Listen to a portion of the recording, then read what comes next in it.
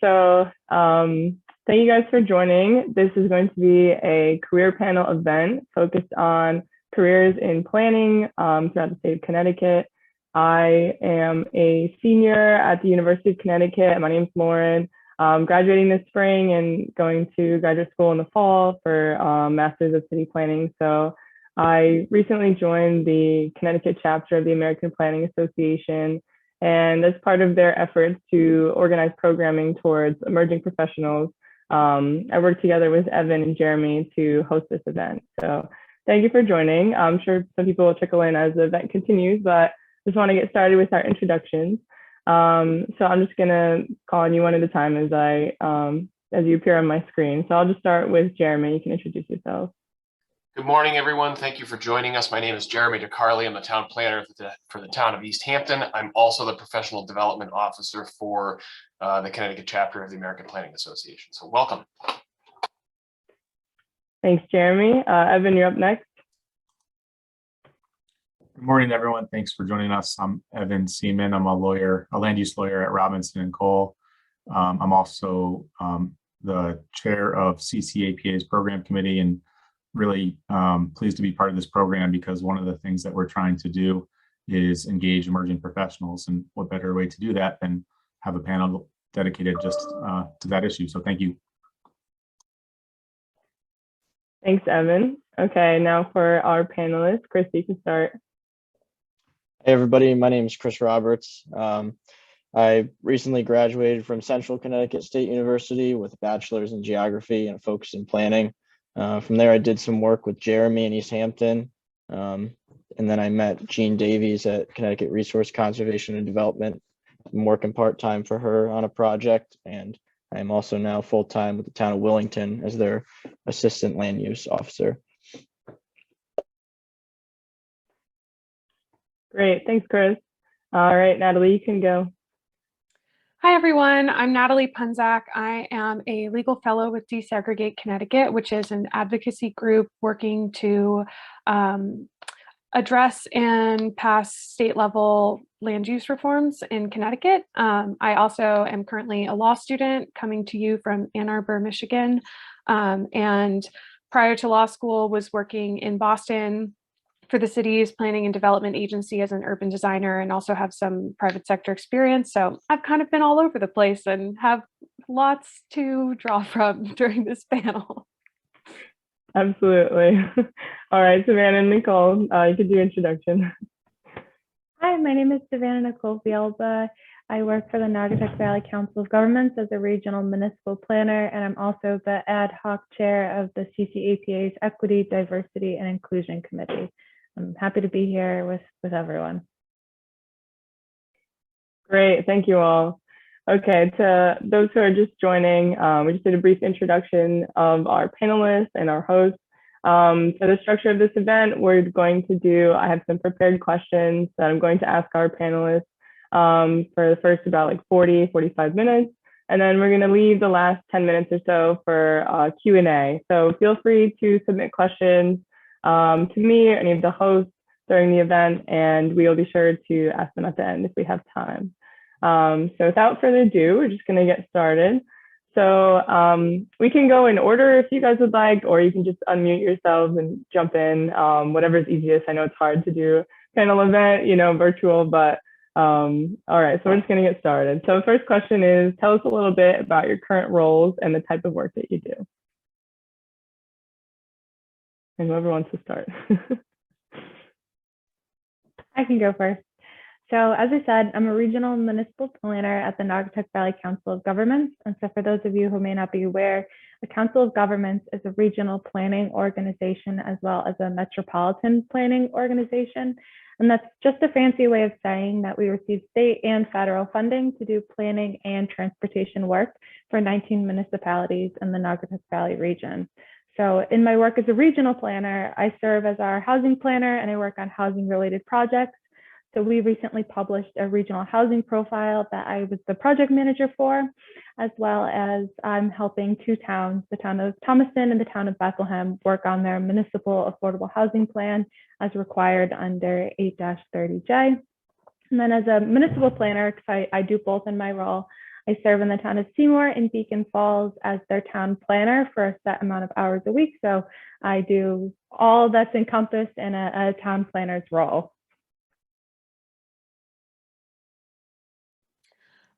So right now, as it relates to planning, I'm working more in an advocacy capacity as a legal fellow with Desegregate Connecticut. And so my work is really similar to really a lot of the work of our other volunteers, because we're a coalition of, it's mostly young people who live and work in Connecticut and are really passionate about housing. And so in addition to the advocacy that we've been working on at the state level, which involves, meeting with legislators and helping coordinate meetings with our coalition and getting people to help write testimony in favor of the legislation that we were trying to get passed this session. We also produce a lot of research collaboratively with our team. So I've been involved in writing a brief about how reforming zoning is really an issue that can help promote climate-friendly and urgent sustainability needs in Connecticut. And so it looks like a lot of right now research and thinking about planning and zoning at more of a legislative state level politics level more than anything else. So as I said, I'm working part-time on a project with Connecticut Resource Conservation and Development for the Airline Trail State Park. I'm doing land use analysis and GIS mapping for that plan that we're writing. And then my full-time job, I'm the assistant land use agent in Willington. So dealing with anything from permitting and zoning, doing zoning enforcement and other things that come up in a land use office. Great, thank you guys. Okay, for our second question. So tell us more about your background. You shared what you're doing currently, but what types of experiences have you had that made you interested in a career in this field? And I guess we could go in a circle. We could start with SN. Makes it easier. Sure. So one thing that I really love about planning, and I love a lot of things, but this is a field in which is very values driven. And so the short answer is that community building and community resiliency has been really an important value in my life from a young age.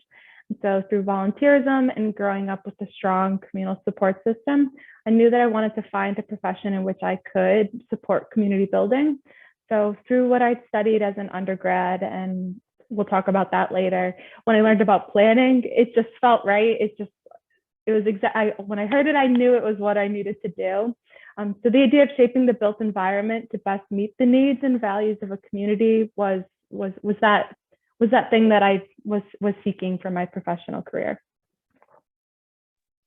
I think similarly, something that I really value about planning, and the reason I'm committed to having a career in this field, is because it's so interdisciplinary and I think touches so many parts of life. I studied architecture in undergrad, but have always been most drawn to planning and urban scale because of its relationship to history, to law, to policy, to communities, to culture.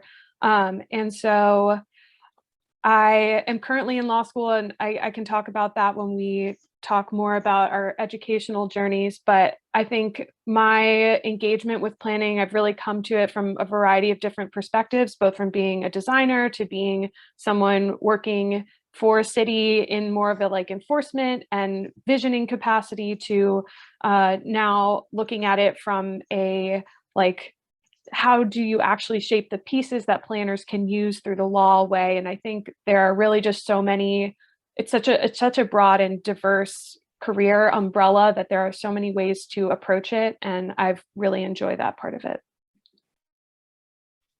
Yeah, I'd have to agree with Natalie. The fact that there's just so many aspects that go into planning. I always loved history and, looking at maps and just looking at the environment and stuff like that, growing up and through high school. And then was going to major in history. And then I saw that geography was an option for a major, and, planning was just reading into it was a good way to tie all that together. And that's how I stumbled upon it. Yeah, absolutely. It's definitely a very broad field. So it's cool to see that we have a couple of different roles within the field highlighted today. And I'm excited to hear more about your, experiences and your advice. Okay, so let's describe your educational journey that propelled you into your career path today. What were some of the most important things or skills that you've learned? So I earned my Bachelor of Arts from UConn, go Huskies, in sociology and urban and community studies. And so my majors, like I said, I was really interested in understanding community, and sociology was a way to study people, study different scales of how we interact with one another. And then urban and community studies, speaking to what Chris and Natalie says, is an interdisciplinary major at UConn, where we took geography and history and economics, all sorts of classes that really help you understand what shaped our urban America and where we are now and the problems that we're facing. And so these majors really helped me understand later what I would call as having a people first perspective in planning. So my undergraduate area was the opportunity where I understood individuals, communities, and the systems that supported them. And then, like I said, I knew I wanted to become a planner, and many of you may be aware the state of Connecticut doesn't have a planning school. So I went to Tufts to earn my master's in urban and environmental policy and planning. And in there, I focused in housing, land use, and economic development. So for me, the most important things I learned at Tufts were the basics of what it would mean to be a planner. And I believe that this is a job that you can learn along the way, but my master's gave me an incredibly strong background on the theory and the practice of my areas of interest. So I feel like my master's really helped shape the way that I problem solve, and it wouldn't look this way had I not gone to graduate school. So I studied architecture as an undergrad at Yale, which was a studio-based program. And coming out of there, a lot of my classmates and I think were kind of pushed in the direction of working at design firms. It just felt kind of like the next natural step and a way to see what planning and design were actually like. And while my first job out of school, I ended up pursuing a type of program where I was living in Detroit and working at an architecture firm, but also working with a bunch of other young professionals on community-based projects with nonprofits, because I knew that already I was most interested in how social issues and how cities and communities interact with the worlds of design and architecture and planning. And so although that wasn't a formal educational experience, I think that is really what shaped my early career goals, because it did become, I think, really clear to me that I was most interested in the people parts of design. And so from there, I also felt a bit of the frustration of what as a designer working at a firm, and when you're working for clients, you're accountable to your clients' wants and needs and their goals, and often felt like, and especially when you work for developers who are building things, that they don't always share the same bottom line because they're driven by finances for the most part. And so I wanted to kind of come at planning and design and these like complicated social interactions and issues with equity from a different perspective, and felt like if I worked for a city, that maybe I could have more of a role in shaping the rules that those kinds of developers and builders have to abide by. And I think in that role, I guess I'm kind of talking to about what some of our future questions will address in terms of our educational choices, but that's okay. Okay. And so in that role, and I think as is true for everyone, when you're working post-college, you start to learn the things that you like the most, the things that challenge you, the things you're best at, and finding the synthesis of what you care about, what you feel you're good at, and what makes you curious, for me, ended up being the way that the rules at the state level were interacting with how Boston was able to carry out planning initiatives and things like that, and how law really underlied the policy decisions that we were able to make as a municipality in areas of housing and fair housing. And so I knew that I wanted to go back to school at some point, and I'd worked for 5 years and was thinking about planning public policy in law school. And to me, felt like law school would give me a skill set that would help me at the time address what I found to be the most pressing problem that I cared most about and best aligned with my skills, which is trying to fix the legislation that states and regional areas have to abide by, because I felt like housing, which is one of the issues I care most about, is an issue that can really only be solved at a regional metro level, that cities on their own are kind of powerless to fix unless they have their suburban counterparts also taking on the work of addressing housing pressures.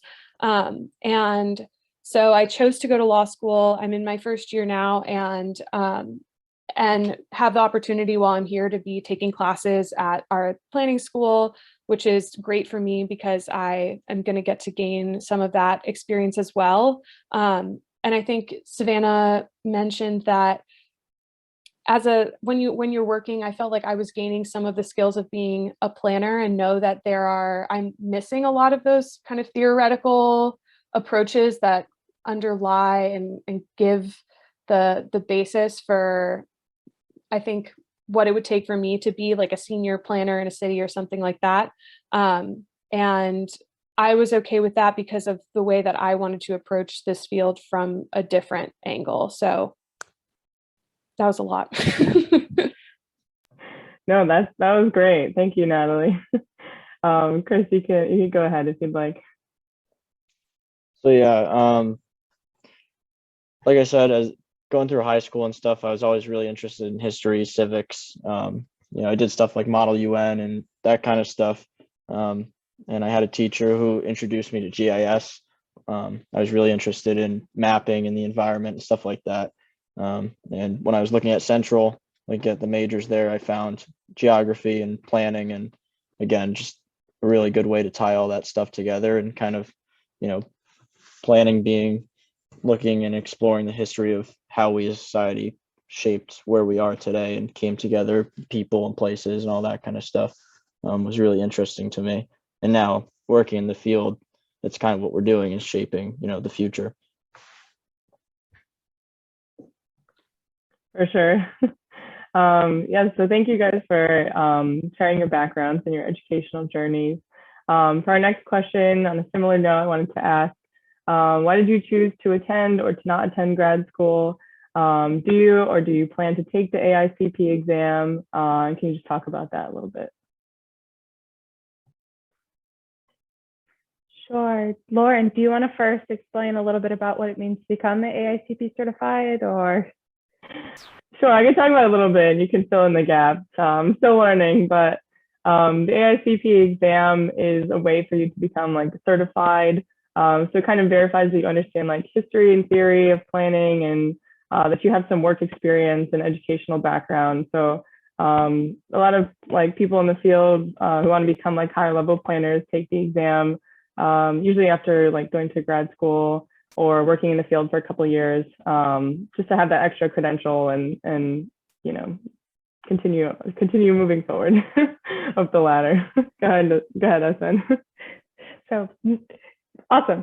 And you kind of answered why I decided to take it. As you can see, I am an AICP candidate. And so when I was in grad school and I was thinking about where I could go afterwards, because I studied urban and environmental policy and planning, I could have gone on the policy or planning side of things. I knew I wanted to go on the planning side.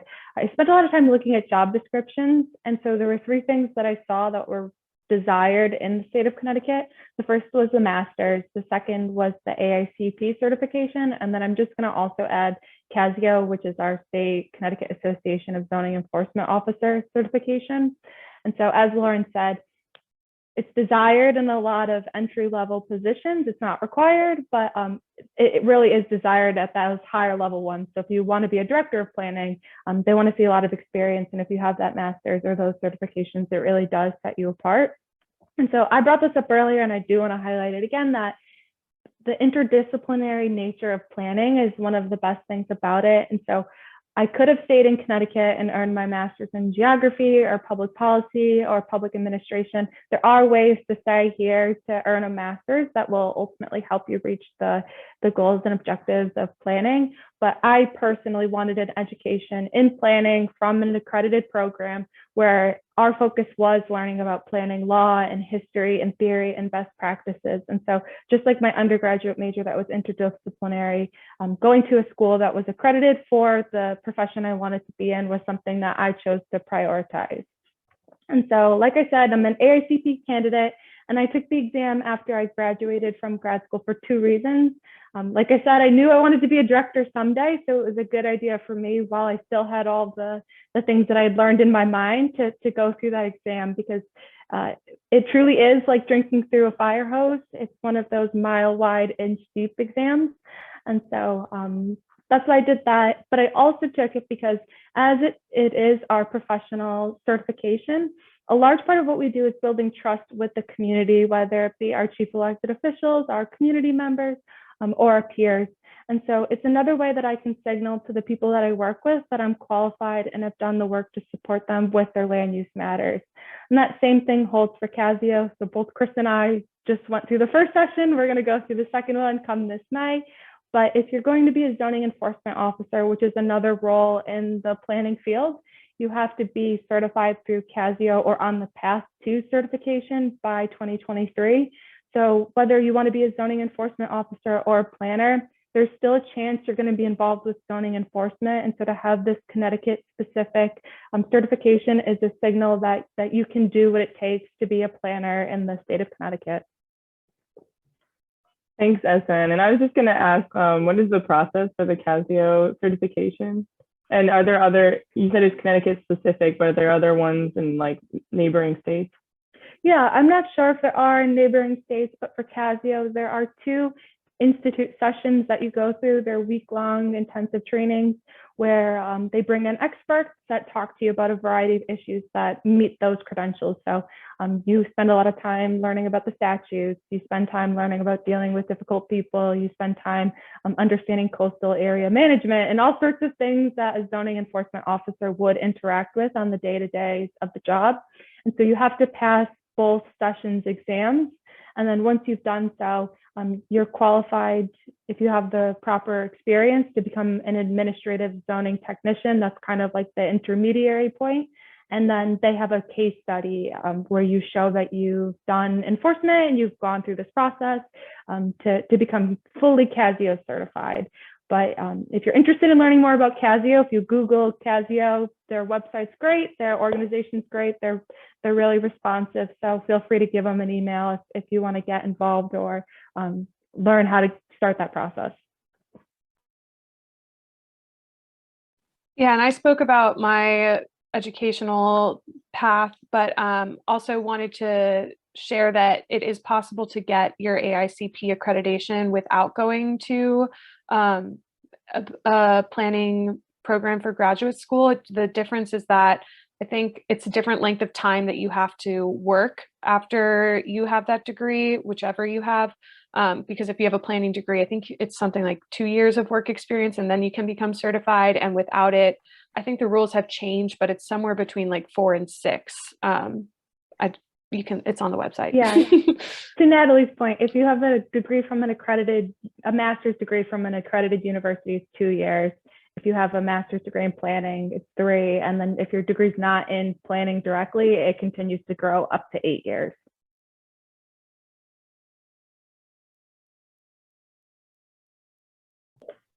Yeah, so I definitely do plan on taking the exam eventually. I did not choose to attend graduate school right off the bat. I wanted to get into the field and start getting experience. But I do plan on taking the AICP exam eventually. Like Savannah was saying, I think it, brings a sense of professionalism and you have something to show for, show people that you're qualified and that kind of thing, especially going forward into more high level planning. Yes, I'm attending one of the accredited schools in the fall and definitely hoping to take the exam post-grad. just some work experience. So thank you for those points. Okay, let's see. Next question.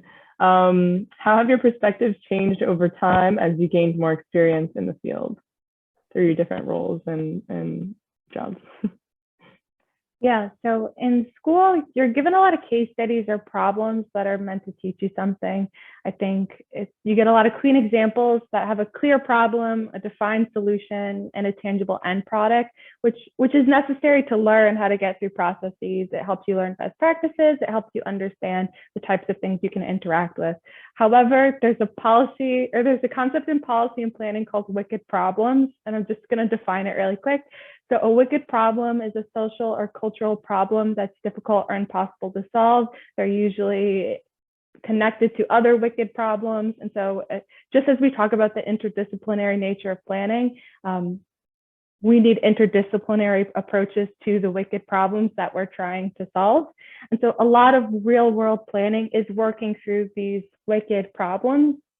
And so one thing that I've learned over time is that things are a lot grayer than they seem in school. And my ability and comfort in working through unknown topics or not knowing when we've reached that end goal or when we've done what we've tried to do has changed with my experience. And then the second thing that I've learned is that things in planning take longer than you think. And so you really have to celebrate both the big and the small wins. It gets really easy to lose sight of what's going on if you don't celebrate both. And so a lot of municipal planning is just keeping things moving forward. And those are small wins, and you should celebrate those moments. But when you have the opportunity to work on something big, whether it's a long range planning effort, like a plan of conservation and development, or you get to see the result of a trails connectivity product or project or whatever it may be, that's also a really great feeling. And you have to celebrate both those big or small to keep going. We've got a long career ahead of us. Absolutely. Yeah, I think the thing that feels most impactful to me is really similar. And it's that when I first entered the profession, I had a lot of convictions about what was good and what was bad. And I think it's really easy, both coming out of school, to think that way, but especially in our current political climate, to think that way, that there is like a good team and a bad team and everything. And we know about the mistakes of planning, and we know that planning has been responsible for producing and reinforcing a lot of the inequalities in America today. And we have to work to make that better. But the reality is that there are no clear, easy, simple, straightforward ways to do that.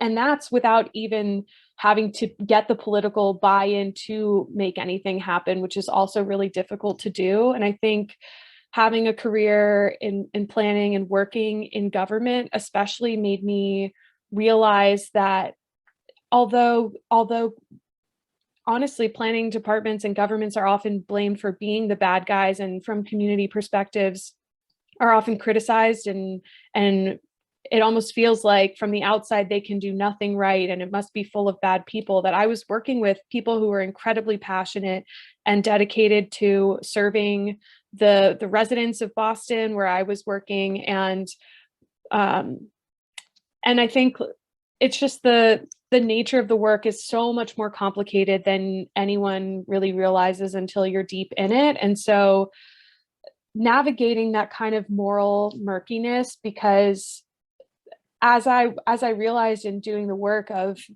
working on neighborhood planning initiatives that were envisioning a future 15, 20 years out, the reality is that so much of the lessons we've learned from planning mistakes, we learn in hindsight. And so we take as much as we can from that and try to anticipate the best moves forward, given the many different constraints that we have on us today. But I think being able to learn to be more patient with myself and to think really critically and challenge my own initial impulses was something that I had to learn how to do, but I think has forced me to be a more rigorous thinker, and in a way also helps you respond to the people who on impulse you might disagree with, or because you end up having to take on both perspectives of what is good and what is bad, because the work ends up being both and neither. Yeah, I heard a good point. What you learn in school, you learn the general fundamental theory behind planning. And when you actually get into a land use office or a planning office and start to see how things actually are, there's a big difference. There's a lot you don't necessarily see with the clean cut case studies and stuff that you learn in school. So definitely getting into a planning office or a land use office and doing hands-on work is definitely a big thing that changed my perspective and helps a lot going forward. Thank you for those points. And absolutely, the problem solving skills are super important in this field. And I'm sure as you guys have demonstrated, over time, you just adapted to those challenges and try to see what the best practices are in the current time. Kind of a similar question, kind of related. How do you incorporate equity into the work that you do or your organization for the local community that you serve? Sure. So the way that I like to think about what I do is I do short and long range planning, a lot of municipal planning. The day-to-day of that is short range, but you do work on long range products, just like that plan of conservation and development or the affordable housing plans as required through 8-30J. But then you have those are the long range efforts. So as a short term, there's lots of ways that planners can incorporate equity into their everyday work. So as a town planner, my job is to interpret, enforce, and guide both the applicant, the commission, and the community through land use processes. So it's really important as a planner to ensure that you meet due process and you give people the due process they deserve, and you serve the public interest. Those have to be the forefront of all the decisions you're making. And so as you get a million emails, you got to make sure that you're taking the time to respond to everyone. You're talking to people on the phone. You're meeting them where they are. You're explaining what's going on. And so this can include setting up procedures or policies that help share information with the community. One thing that happened during COVID that I think was really good in terms of creating a more equitable planning system is that municipalities were required to put application materials and recordings of meetings online. That helps create a more equitable system when people can view the resources for the applications that are going before the commissions. And so that's something that I hope to continue in my work for the rest of my professional career. But another way to be equitable in planning is to give agency to community members and applicants when possible. So it's one thing to walk someone through the process. It's another thing to teach them about it and help them understand so that they can critically engage with what you're doing. And so sometimes municipalities create clear guidance or how-to guides on how to go through different types of applications or how to read and interpret the zoning regulations. And I think those are the ways in short range planning to be sure that everybody has access to the information, to the decision-making processes, that you can do that in your everyday work. In terms of long range planning, one way that our organization spends a lot of time to incorporate equity into our work is we think about the different barriers to engagement and ways that we can mitigate them. So when you're working on those long range plans, you really need community input because those are supposed to be the policy and implementation guides that community will follow for whatever that time span is. And so when you think of the different barriers of engagement and the ways to mitigate them, that might include having food during your evening meeting so that people can be fed and that's not something they have to worry about, or having meetings at different locations to meet people where they are. That's a way to add more equity to the planning processes. And then I just want to add as well that I read a planning advisory service memo that stuck with me about how to think about actions I'm taking in planning. And it was framed about asking who is being helped by the decision that's being made, who is being hurt by the decision that's being made, and who's silent in the process of making said decision. And so I really try to use that framework, which I think really does put equity in the forefront of the decisions and the processes that I'm working through. Because when you know who's helped and who's hurt, you can find ways to mitigate those who are hurt, and who's silent. You want everyone's opinion when possible when you're trying to make long range planning decisions. So I use that framework and I try to find ways to bring people into the process instead of keeping them out. I guess I'll talk more about how I've really seen young planners work to address equity on the kind of internal front, like within the workplace. And I think that that's some place that especially young professionals can really make an impact, because I think it's really important that the community is engaged not just in the planning process, but that they're also represented in the roles that are the people making these planning decisions. And I think as young planners in my role with the Boston Planning and Development Agency, my young colleagues and I were really committed to helping push our senior leadership, our HR department to recognize the value of community knowledge as something that's like equally as valuable as the professional knowledge that people gain from schools. And so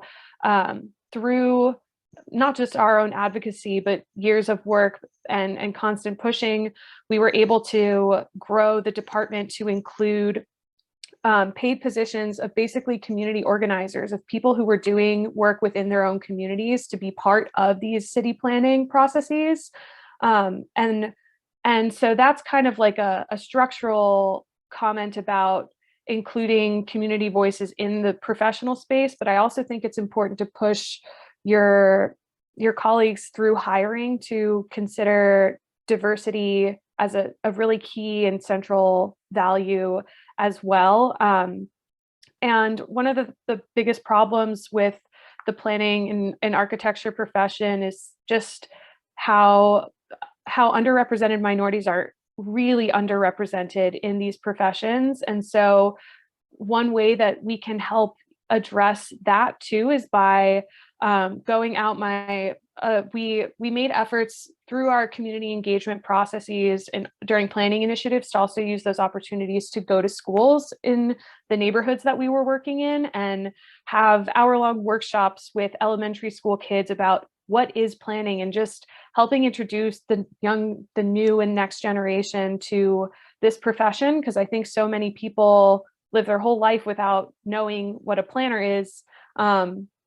And so I think that there are a lot of ways that as young people, we can really work to increase advocacy within our own organizations, but also to reach out and help to chip away at the very difficult structural problems with facing planning and representation.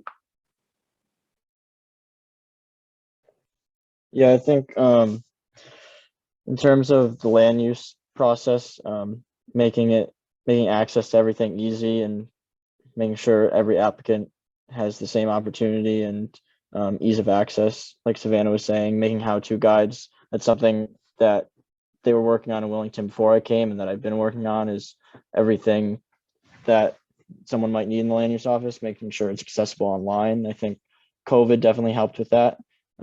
Now people weren't supposed to come to the town halls and stuff, so we put everything online, meetings went online, that kind of things.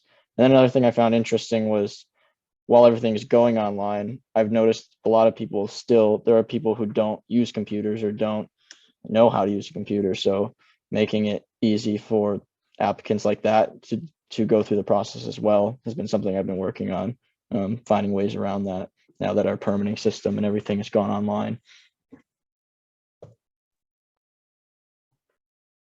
Thank you for your insights. Yeah, it's definitely a little bit more of a challenge trying to balance the virtual and in-person activities and trying to serve your communities now with more of a focus on equity and inclusion.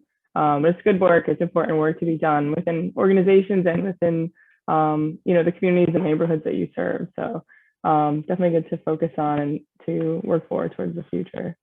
So now I just have like 2 more questions left, and then we will have time for Q&A. We have a couple of questions already in the Q&A, but for those of our participants, feel free to share some more questions. We'll get to them at the end.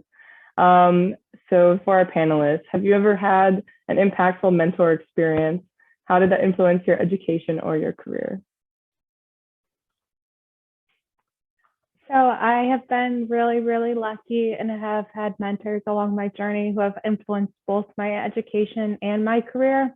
I could spend the rest of the hour and probably the rest of the day shouting them all out and saying why, but it's really important to have people in your corner who have done what you hope to do and can help guide you along the way.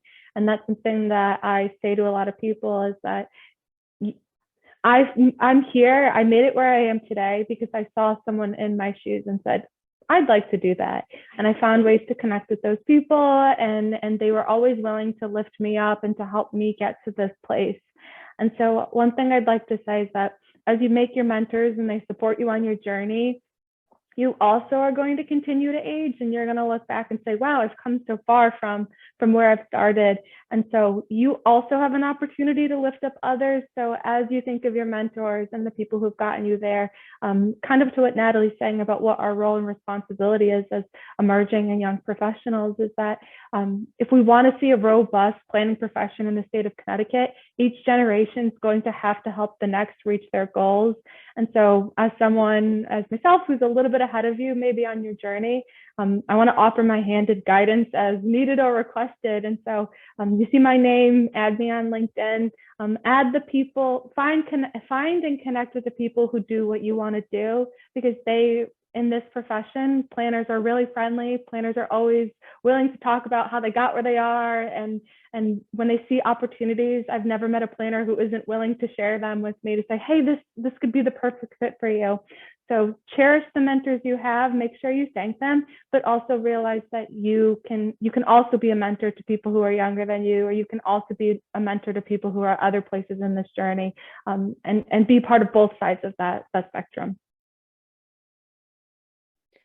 I think I found engaging mentors to be really challenging for me when I was in school, and it was something I wanted to work actively to improve on once I graduated from college. And I think like the best advice I have is send the email. Like there's no harm in sending an email to a total stranger who has a job you think might be interesting and asking them if they want to get coffee, or it's so much easier now to just ask if they have 20 minutes for a Zoom call. And people love talking about themselves, as I do here. And so I think people are generally really receptive to engaging in that way.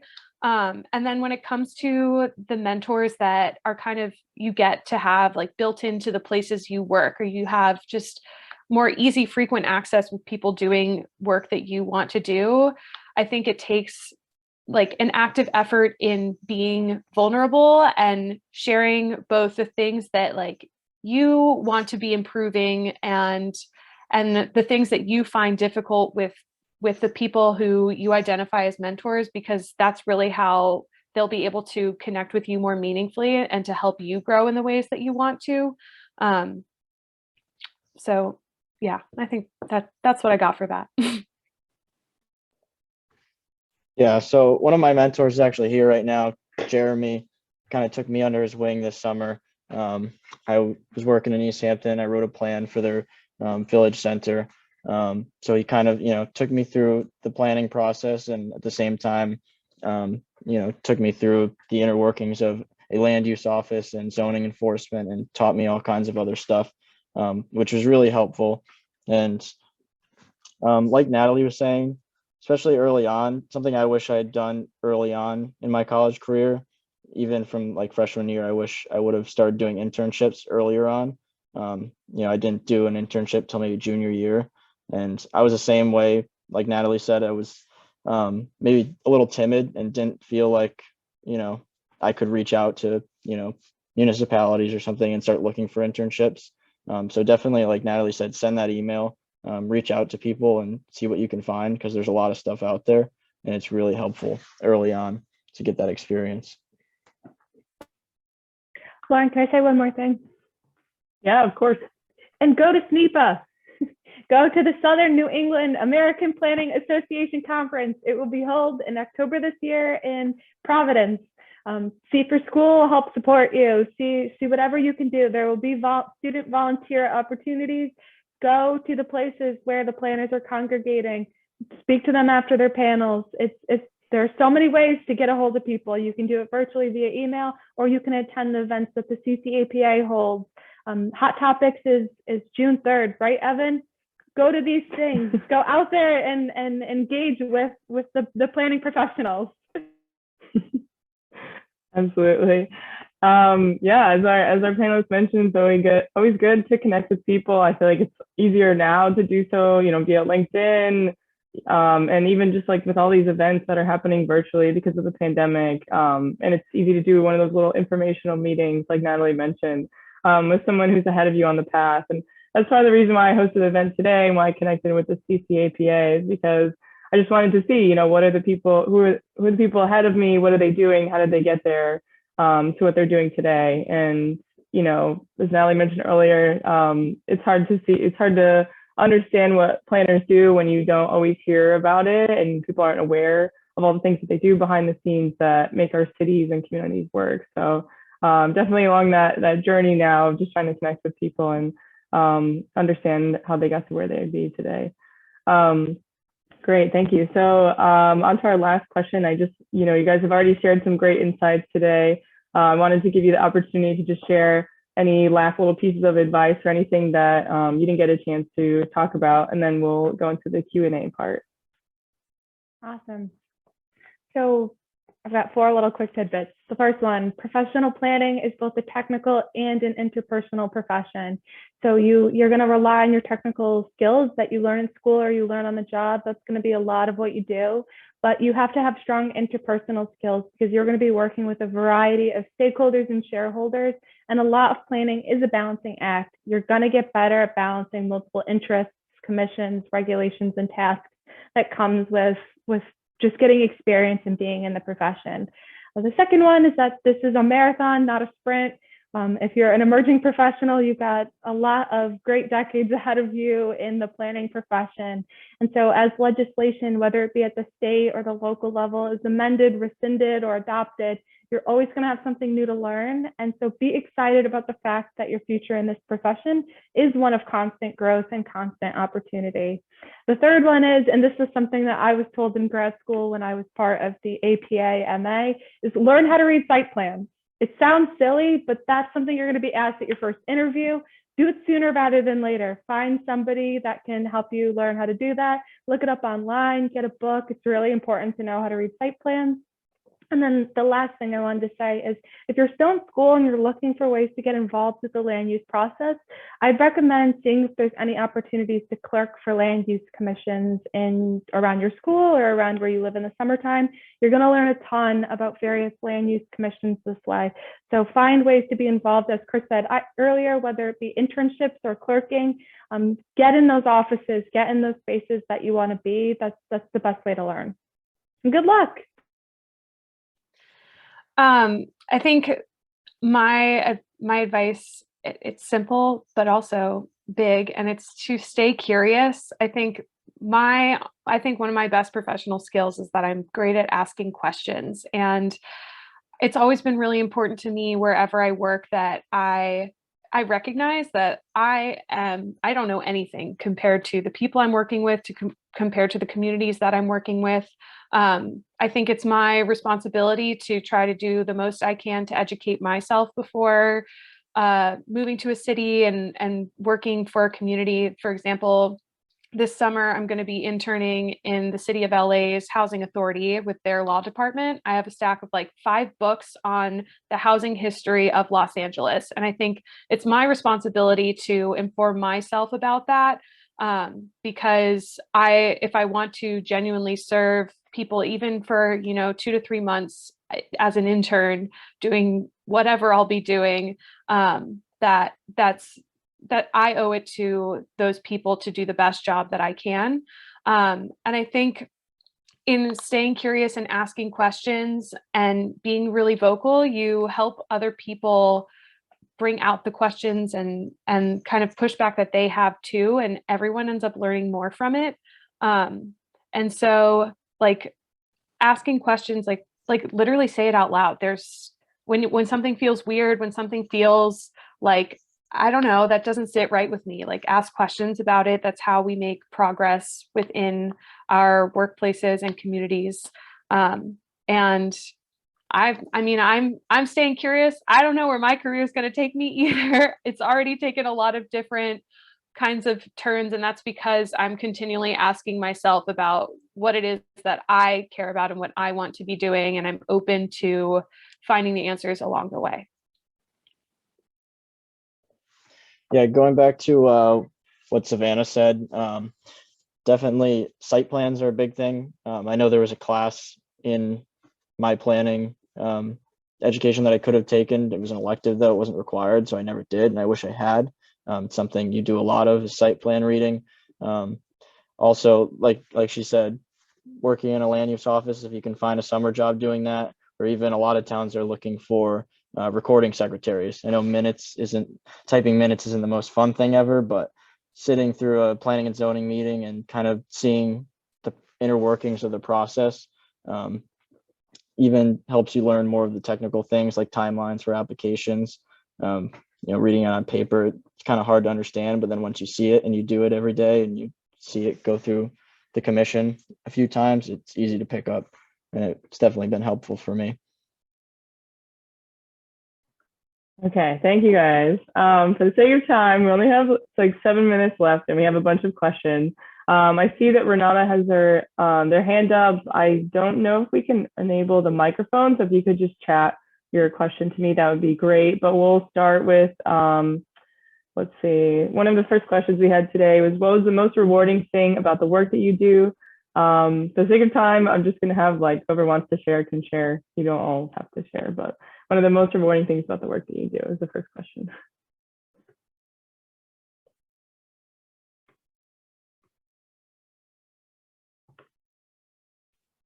I can answer. Going back to what I said earlier about celebrating big and small victories, there's incredibly rewarding things that I do every single day that remind me that I'm in the right profession. And so when I help community members as they come in with questions, I like to joke and say that people don't come to town hall when things are going great and they want to pat us on the back. They come when they want to do something, or they're concerned, or there's been an enforcement action, or they're trying to figure out like how to actually achieve what they're trying to do. The summation of helping people over a long period of time is a truly rewarding thing for me. But when it comes to getting a long-range plan adopted, or having a public meeting where people say like, this was great, I learned so much, I've had a really great experience, or you see the public process, the public process happening when people are at a town meeting and they're engaging with the commission, and there are site-specific conditions that are possible that meet the community's questions, concerns. That's rewarding. That's seeing what we do, what we studied, what we spend all this time reviewing applications or working on these long-range plans. That's the magic of it. When the community's a part of it, they support it, and it's driven by them. So everything and anything in planning, and it is those small and those big. That's the only way you're going to get through the day is if you find things to like at all steps of the process. Okay, I'm going to jump to the next question. Thank you for that, SN. I'm curious about this one as well. So we have a question from Renee. For all speakers, how do you see climate action planning impacting the planning field or the planning profession? Do you see more sustainability professionals coming into the field, or will planners have to gain specialization?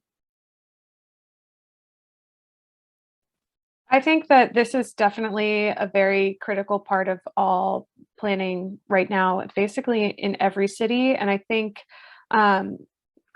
it's a combination of like specializing in climate planning when you choose to go and get a professional or graduate degree in planning.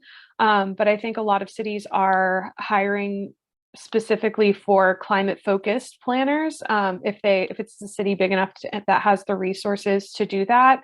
And climate planning can be, I think, sometimes in my experience from what I saw working in a city as big as Boston, climate planning really kind of requires its own specialties because of the complicated ways that it overlaps with various federal and state agencies, and there are a lot of rules that tend to intersect, especially on waterfronts and coastlines, that climate planners will have to be and are, working to get through when they try to make climate plans for waterfront communities. So I think that it's both it's the answer is both that cities are hiring specialists, but also I think it is becoming increasingly part of the work that every planner has to be familiar with and needs to know how to do. That was a great response. Thank you, Natalie. Okay, for the next question, Renata asks, I feel like you guys are giving a pretty broken profession / world and a charge to just fix everything. What can older planners do to make your jobs easier going forward?